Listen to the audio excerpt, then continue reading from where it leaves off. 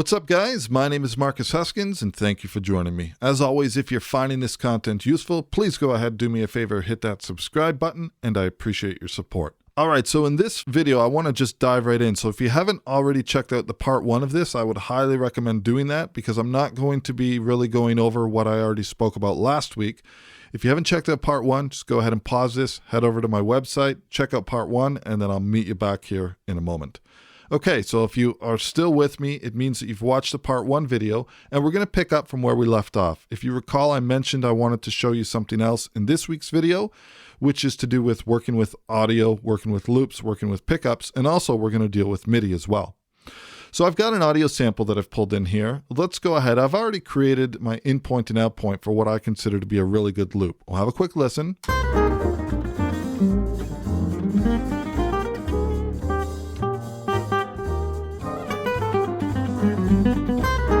Okay, so you can hear that loops pretty well. So I've gone ahead, let's just do a data zoom, and I found a really nice zero crossing point at the beginning, the end as well. This isn't perfect, but you know what? It's close enough and it loops pretty good without me hearing any clicking or popping. So before we go any further, let's talk about the concept. If you recall in last week's video, we spoke about holding Control or Command and then dragging, and we could essentially, if our snapping was engaged, we could snap to either bend markers or event boundaries, and this will allow us to map out the downbeats of our bars really quickly, really efficiently. In this week, I want to show you something different, and that is kind of an alternate view or an alternate way that we can work when working with manual tempo mapping, but it's really, really handy. And that is the same thing, except for instead of clicking and dragging, it's the same thing. We're going to hold down Control or Command. We will click, but before we drag, I want to hold down Option or Alt. And now what happens is we can scale the tempo, but we're not creating a tempo node. So this is really good for setting, for example, a static BPM that's really detailed. And this can help us identify the exact BPM of loops. And it also helps when working with downbeats or pickups, for example, and manual tempo mapping. Okay, so let's go ahead. And all I'm going to do is I'm going to cut my audio based on these loop points that I've created. So I'm just going to use some shortcuts over here to navigate to what I need to do. And essentially, I just need this information. So let's delete everything else. And I will bring this back to the beginning. And as we know, this is a perfect loop.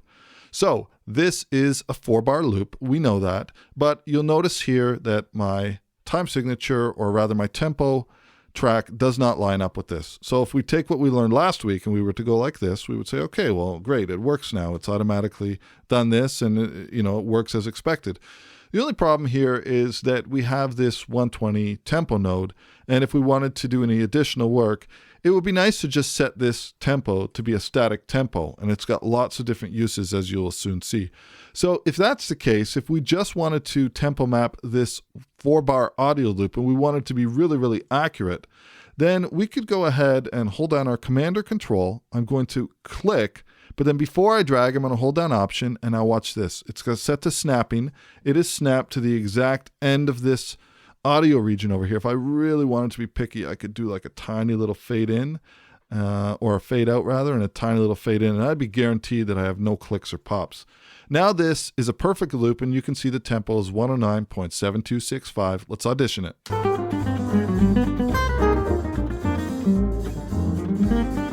So that's just a really great way to be able to get the exact BPM of a loop, and we don't have to time stretch this or anything.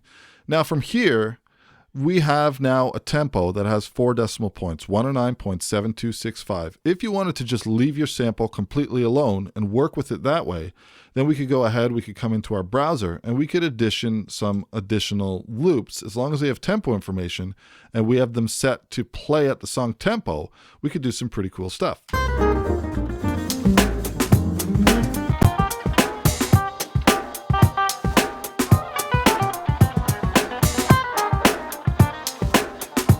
So this opens up some ideas in terms of creative production ideas. Now I'm going to go ahead and let's just go ahead and revert this, and we'll start off at the exact same spot we were again here. And this time I'm going to go ahead and just remove this one, and we're going to work with this instance. Now if you recall, I said it's also useful for determining things like dealing with pickups that happen. Let's go ahead and unmute this, and it's worth mentioning that I've already gone ahead and detected the transients here. So what you want to do in this case is when you're working with a pickup, this is the pickup we have. So let's determine that this point over here, that is exactly where we want to have our audio in terms of that is going to be the downbeat. So what I'm going to do is I'm going to go ahead and I'm just going to trim this or split this at that location by using Option or Alt X, and then we will get rid of the section at the front.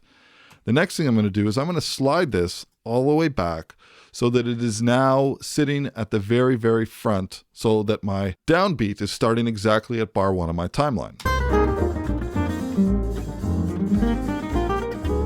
So now what I can do is, if you recall last week, I was using these shortcuts here to, move myself while I'm really zoomed in, to move myself closer to the bars and then do my dragging and it's snapping to the transient detection points. But one thing that's really helpful is if you have a static BPM. Now, we can do it by just sliding things up and down like this. That's one way that we can do it, and that gets us there.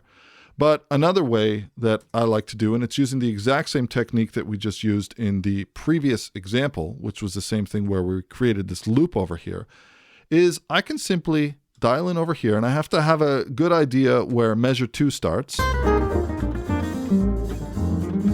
Okay, so I know where it's going to start. It's going to start right over here. So at this point over here, I can do the same thing here. I'm going to hold down Control or Command.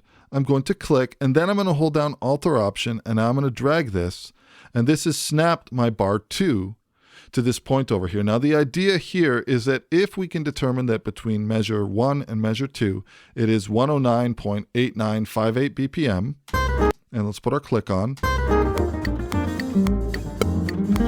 then the idea would be that if I take this file now, and I was to spot it to bar 2 and peel this back, then this pickup should make sense. Now, one thing I'm going to do right off the bat is I'm going to now lock down my BPM at bar 2, and let's have a listen.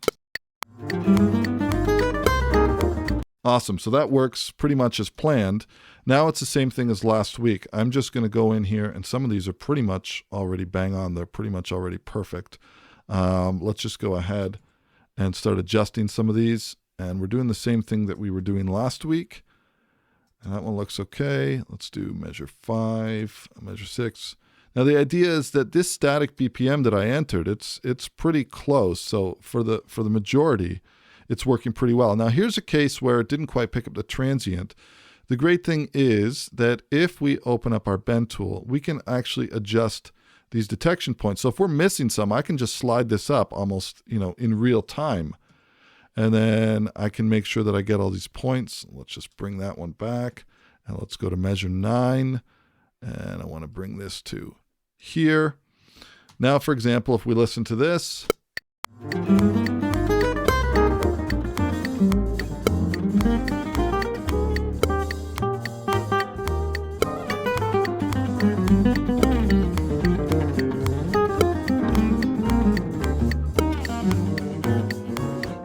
Okay, so you get the idea. So it's a really useful tool to be able to use that modifier key, the Alt or Option modifier, which allows us to simply scale the tempo and not necessarily introduce a tempo node like an automation point. All right, so that is working with audio. Now I'm going to go to a couple different MIDI examples. So let's take a look at this MIDI file here. And we're going to do the exact same thing we did. So let's have a quick listen. Take my click off. Okay, so if we determine that these are downbeats, we zoom in a little bit, we can see really clear indications of these downbeats here. So 2, 3, 4, 1, 2, 3, 4, 1, 2, 3, 4, 1, 2, 3, 4. Okay, so the idea here is I want to use that same shortcut. We've already cut the downbeat, so this is sitting exactly at the beginning of the session.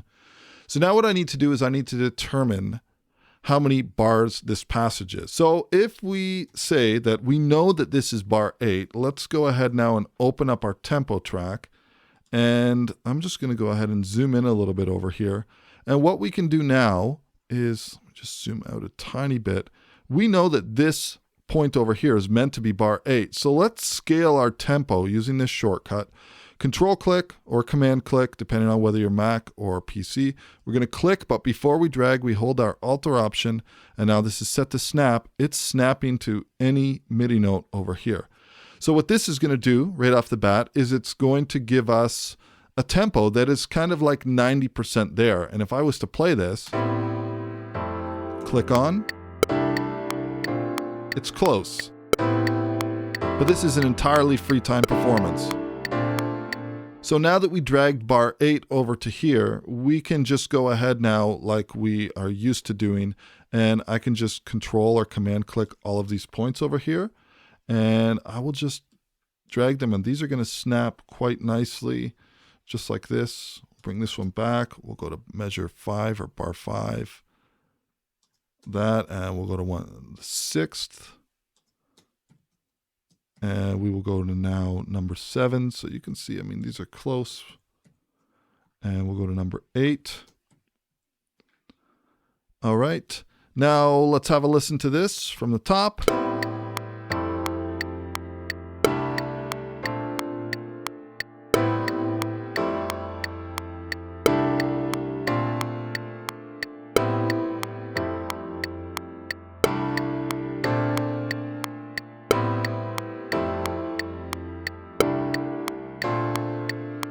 Now what I would do here, because this is the last point that I performed, and this was an entirely free time performance, is I would just go ahead and I would just split this and take this off. And then essentially all we need to do is, now that this is MIDI, in order to kind of embed the tempo, all we have to do is change from seconds to beats. And I guess that's one thing I really should have mentioned, is you want to make sure that you're in seconds when you're tempo mapping MIDI to start off with. That's the same as don't follow in the audio world. So we set this to now beats, and now this MIDI has taken on this tempo map, this free time performance. So now what we could do, if we wanted to, for example, flatten this out, I could say, right, well, let's just take everything and let's delete it. And now we have a perfect BPM right across the board of 86.8055. You know what? Let's just change that to 86.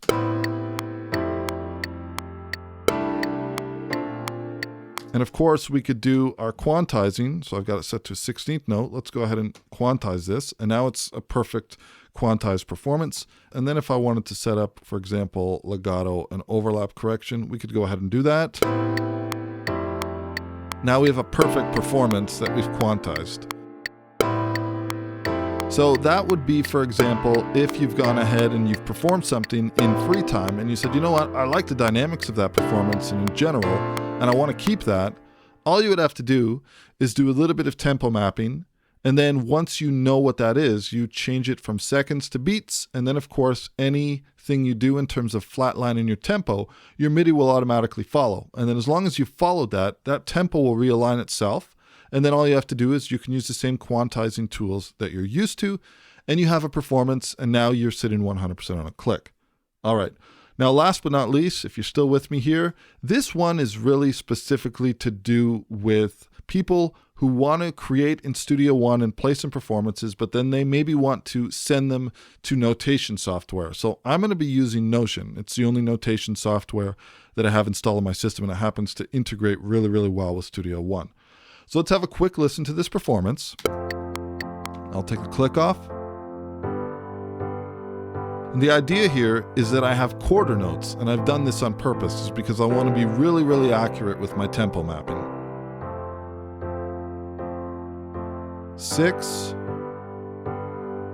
and 7. So this will be measure 8 right over here. Now, a couple things I want to point out. You'll notice that in this case, I have my synchronize editor to arrangement. That's because when you're doing this type of thing, it sometimes is useful to be able to see exactly where the MIDI notes are residing, because sometimes it's hard to see the detail over here. So again, we know what we need to do over here. This is the 8th bar. So all I need to do is control or command click my measure 8. And before I drag it, hold down Alt or Option. My snapping is enabled. You'll notice it snapped perfectly over here. Now what this has done is it's done a couple things. First of all, you'll notice that it set a static BPM of 76.5747. Put our click on. Now this works in terms of the whole performance by the time we get to bar 8. But we still need to go ahead now, and we still need to map out these ones. Now, the great thing about this is that since I used that shortcut where I basically scaled my tempo, but without adding any tempo nodes, I've set a really appropriate starting point for my static BPM. Now, the next thing I want to do, I want to give myself a lot more resolution here. Now, in this case, I'm going to go ahead, I'm going to zoom in a little bit. I will put my cursor over here, and you'll notice because these are synced, if I move now, and I need to make sure that my scrolling is enabled, if I move to measure 2 or measure 3, if I move in the bars, that I'm able to see it in my MIDI or my music editor as well. So I'm going to go to measure 2 over here, and what I want to do is I'm going to hold down Command, and this time I'm not going to worry about the Alt modifier because this time I want to create tempo nodes. So in this situation over here, again, dragging 3, and I'm dragging it so that it snaps here. And again, keep in mind, this is set to seconds. Okay, now in this case, I'm going to snap measure 4, and I'm just dragging by Command or Control clicking these over here. So this will do all of my downbeats for all of my bars. I'll be able to get very accurate mapping, and this is set to snap to what I've already done here. And I'm just going to set this at the end of the event as well. Okay, so now we've got our downbeats for all of our bars, but this is quarter notes that are being played here. So if you want to be even more detailed, and that's what the whole point of this particular tutorial is about, I'm going to go ahead, and what I want to do is I want to go to every single quarter note, and I want to map that as well. And I'm just going to make sure that I stay nice and zoomed in, and I'm going to go ahead and finish this off, and then I will fast forward this in the edit. All right, so I've gone ahead and I've finished this all off, so you can see that I've got really accurate quarter note mapping for this whole entire performance. So let's have a really quick listen.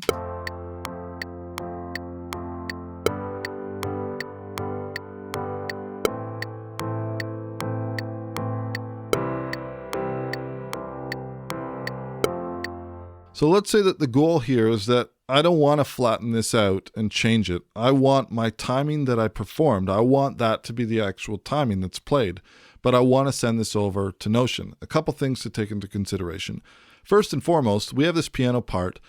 When you're working with Notion, the first thing you want to do is go to Instrument Parts, and you want to detect the key signature from this instrument part of this information. This will be extremely helpful when showing your score or your notation in Notion. It will actually show up properly based on the instruments that you're using. The second thing I want to do is I'm going to drag my MIDI event up to my chord track. This will also give me the proper chords for everything. So now essentially we've got these two pieces done. I want to take a look at two different things. If we hop over to Notion for a quick moment, let's go ahead and just load a new song. You'll notice Notion has these suggested names that it uses. In order to get things to work properly, I'd highly advise keeping it basic and trying to name your instrument tracks in Studio One, for example, basic, piano, in this case, saxophone, alto sax, tenor sax, bari sax.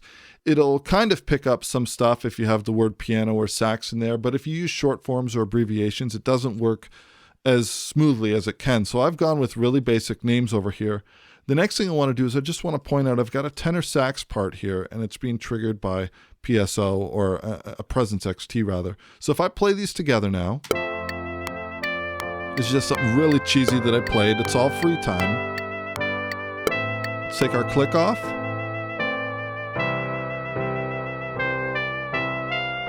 So you can hear it's not perfect, but it's perfect against the tempo map.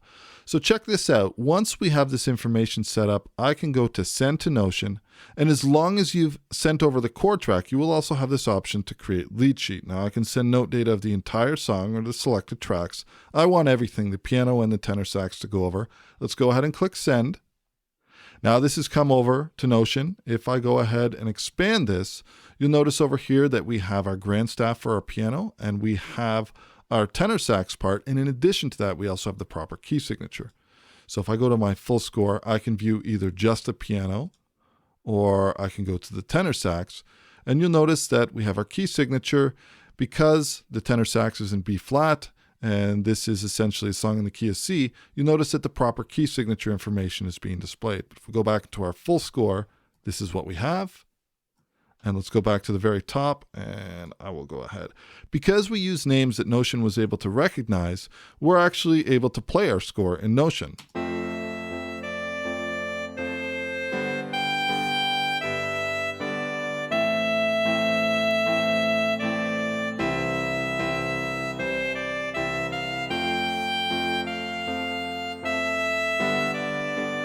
The other thing to mention here is that Notion has interpreted all of the free time performance. Because we've mapped this out by quarter note, you can see up top here, that's been interpreted, as well as our chords, our grand staff, and the proper instrumentation here in the proper key and the proper key signature. So just a really, really nice workflow. And of course, from here, you could go ahead and do further work, or you could create lead sheets if you wanted to work that way. But this is a really fantastic feature for people who want to work in Studio One with a free time performance, use virtual instruments in Studio One. You can then tempo map your performance, use some of these features in the chord track and the song of the key. We can get all that information from the instrument parts. And then this can be very easily sent over to Notion, and you have your lead sheet. And more importantly, because this performance over here that's far from perfect, because I've manually tempo mapped this, it is actually perfect against the click track in terms of quarter notes. It actually works really well when it's brought over into Notion. We don't really have any problems with Notion interpreting the notes properly, because they're definitely not sitting hard quantized on a grid, but everything works as it should. Anyways, I hope you guys got something from this video. If you did, please go ahead and consider hitting that subscribe button. Any questions or comments, please feel free to leave them down below. I'll do my best to get back to you, and we'll catch you in the next video. Cheers.